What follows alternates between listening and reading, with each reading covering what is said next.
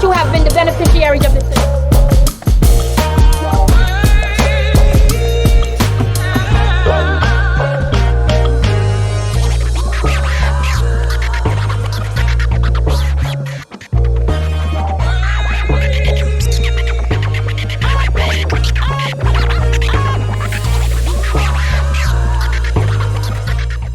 Rev, it is so good to be sitting here, like in person with you.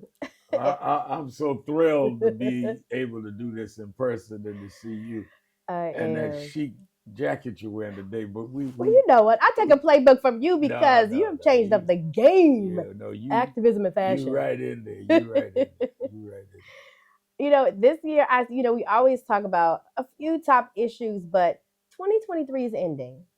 And it has been a whirlwind of a year. We've laughed, we've cried, we've been angry, we've stood up. Alabama brawl made us just like, get a little chuckle in at one point, but also come to the table. And what I'm reminded of is the theme this year for Black History was Black resistance. I want to talk to you about kind of going down a list. I want to throw out some stuff. Top 2023 stories of the year.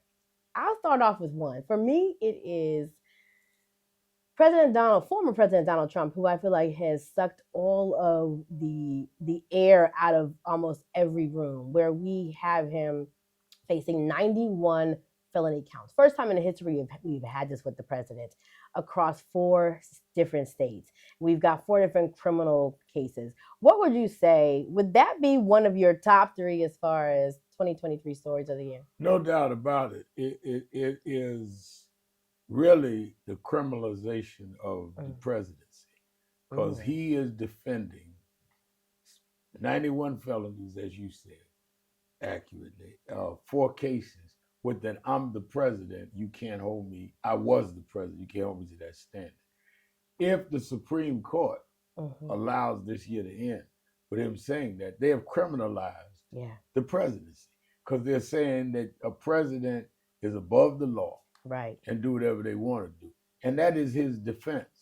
I think that was shattering to me is that we tell young people in our community, do the right thing, don't break the law, be careful of what you put on your resume or your life story so you can go somewhere in life.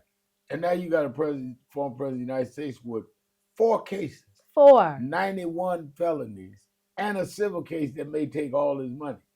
So we've changed the whole perception of how we define success and legitimacy in this country. Right. That's got to be one of the top 3. You are so right on that.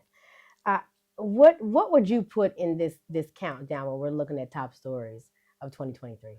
I would put in it that we are this last few months. We're now middle of the end of the year, middle of the ending month of the year. Has been an assault on everything that was gained in the civil rights movement and women's movement in the 60s. Everything Black. We've lost affirmative action. Voting rights has been altered. We see women's right to choose, which disproportionately impacts the Black community. All of this is happening. Not talking about it's threatened. It is happening. It is happening. The Supreme Court has ruled out affirmative action. Supreme Court has taken out Section 2 of the Voting Rights Act. Supreme Court has taken away women's right to choose. So in a matter of months, we've seen an absolute retreat on everything gained in the 60s and 70s legislatively. And I think a lot of us have become so numb that we're not really looking at the impact. My grandchild, I have one grandson. My grandson will grow up, if we don't reverse this, with less rights than I have. And I'm 2 generations ahead of him. Can think about that. So our grandparents made sure we had a better life than they did. I'm going to leave my grandson a less free and equal life than I did. No, I can't do that. Oh my God. When you talk about voting rights, and I'm so glad to say this, I know you made an announcement, National Action Network and the Conference on National Black Churches, you guys have a joint project, Get Out the Vote campaign ahead of the 2024 elections. And it's going to focus on key issues in Black America. Talk about what this campaign looks like. It's going to be to educate Black ministers, pastors all over the country, how to teach people to deal with voting in their state, because they've changed the voting laws in several states. Absolutely. So if you're in a state that there's no drop box, then what is the alternative? If you're in a state that requires certain state ID, how do we help as church people get that for you? So we're going to educate them en masse, the Black pastors.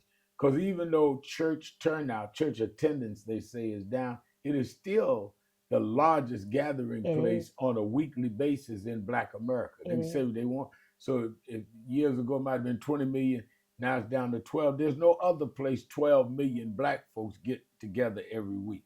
So that's why we've made this alliance with the Conference of National Black Churches to do these intensive training of ministers and then distributing how we do it state by state. I want to go back to when we saw the court strike down affirmative action.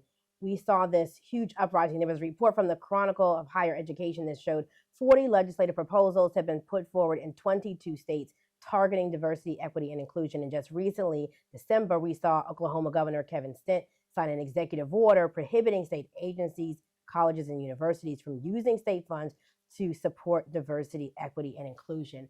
That Supreme Court decision is not just affecting colleges and universities, but it's also even affecting the VC and financial institutions, because now businesses and companies are taking these initiatives out of their companies, and I don't think people really realize the effect and how broad that decision will impact Black Americans.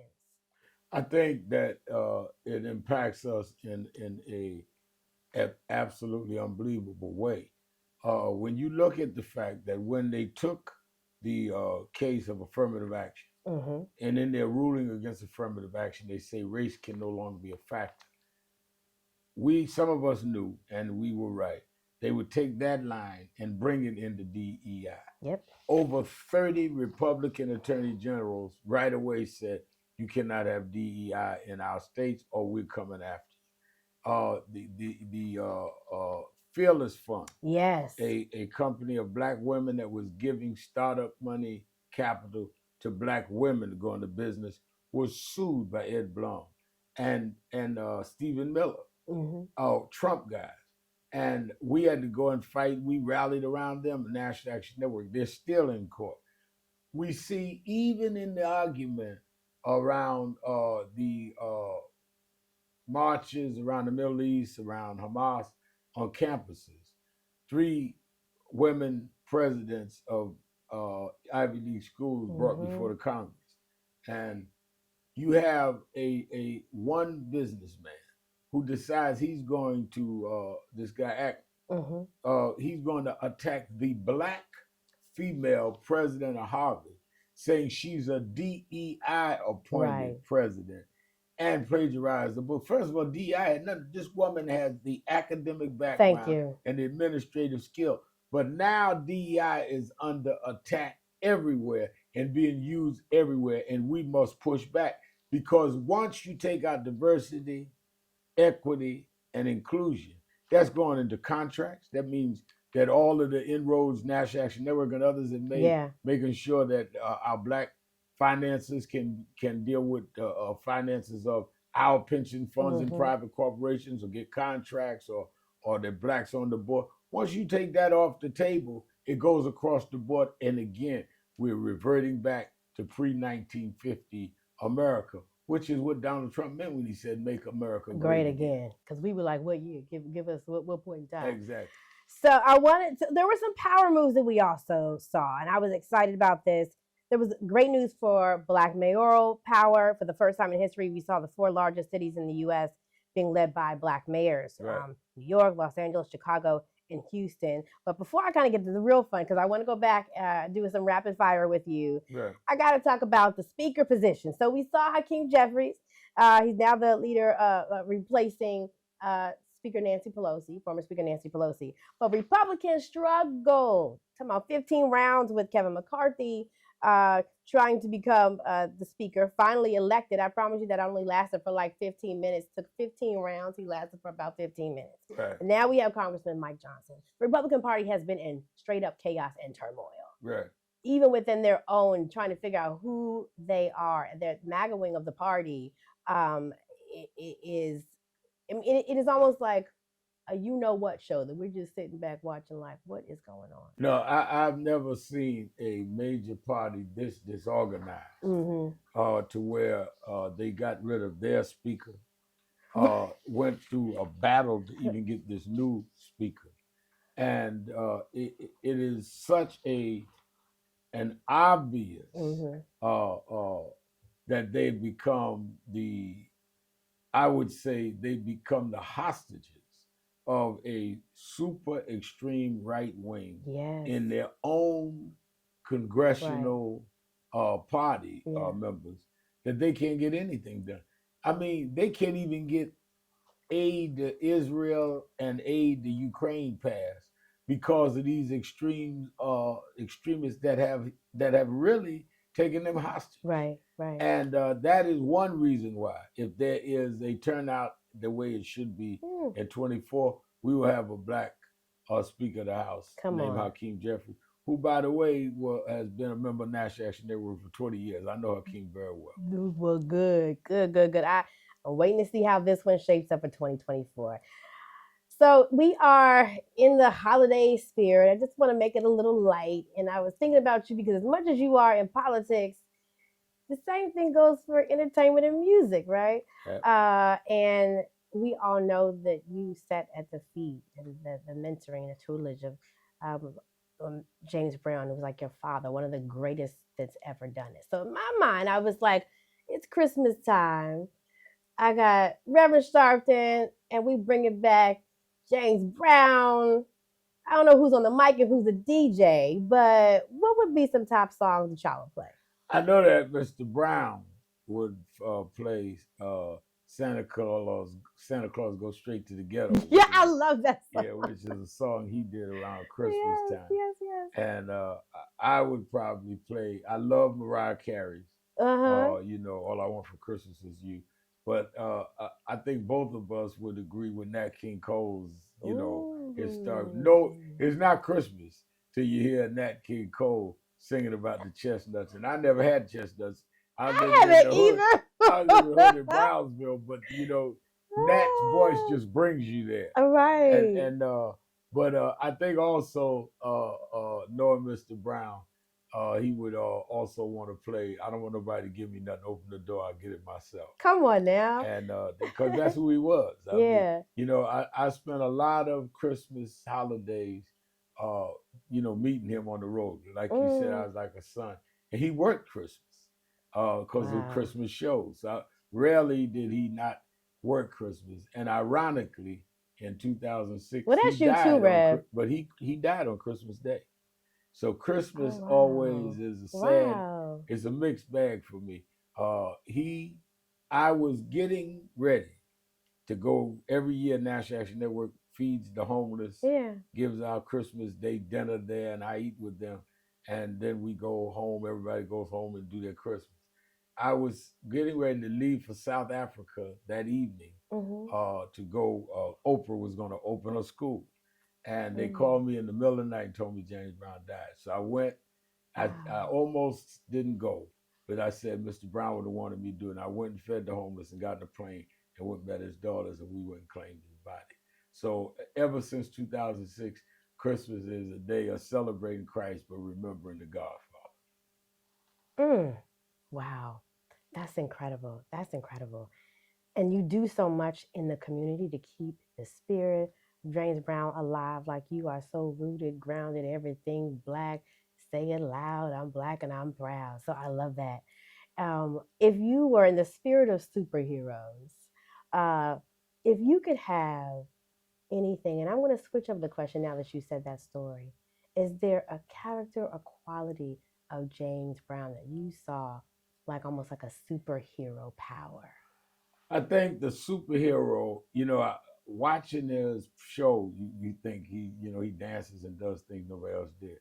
And my parents separated when I was very young. The only memory I had of my father was he take me to Apollo see James Brown, and ironically, James Brown became the replacement in many ways for him. But I never really understood the superpower of James Brown until one night I was riding with him one of his cars. He had a lot of cars in the backwoods of South Carolina because his estate was over the bridge from Augusta in South Carolina. And I remember I said to him, how glad I was. I might have been 19 years old to be around him because I come out of a broken home and grew up in Brownsville, which was poor, and I wasn't used to that when Daddy was home. And I'll never forget, he slammed on the brakes. He said, "What are you complaining about?" I said, "I'm just telling you, my background, Mr. Brown." He says, I was born in these woods. My mother left when I was 3. Never met her till I was starting at the Apollo Theater. He said, my father took me when I was 7, gave me to my aunt. He went in the military. My aunt ran a whorehouse. I had to go out and dance to get nickels and quarters with the soldiers. I went to jail at 16 years old for stealing. He said, and look at where I am now. And I'm supposed to feel sorry for you? Quit having a pity party and get up and do something. I learned the superhero is who does not complain about his circumstance, but has determination. And that's what James Brown taught me. No matter what they do, you get up and make it your way anyway. You know what? As we close, I such a powerful story. I really think that should be our theme in 2024 for Black America. That's for right. us to take that and to move forward in that vein and in that power and continue with Black resistance on every level. I think that's got to be our theme in 24. I hear people every day on my syndicated radio show. I hear people that, as I travel around speaking, talk about how tough it is and Trump and this, that, and other. But we've been through tougher than this. We've been through where we didn't know what our names were and still don't. Oof. Where we didn't know where grandma was or grandpa was, sold a different state. We come from chattel slavery, broke down to nothing. And we went from slave quarters to the White House. We know what we could do if we quit not believing in ourselves and acting like people that we've already defeated at times. Always got the upper hand. We've seen people like Trump before. What we need to do is remember who we are rather than get intimidated by who we think they are. Reverend Sharpton, thank you so much for, throughout this year, continuously sitting down and talking with AURN for the work that you do, but just for the cool brother you are. Well, thank you. You one of the best that did it in journalism, and I'm happy to always do this with you. And I think that when I think of, there was a time that Black journalists and Black women couldn't get in the White House and ask the questions. And I think now, then I saw the era of those that would and wouldn't ask the right questions because they were just glad to be there. And then I think of you and see you and the way you operate. Then I know that all that was not in vain.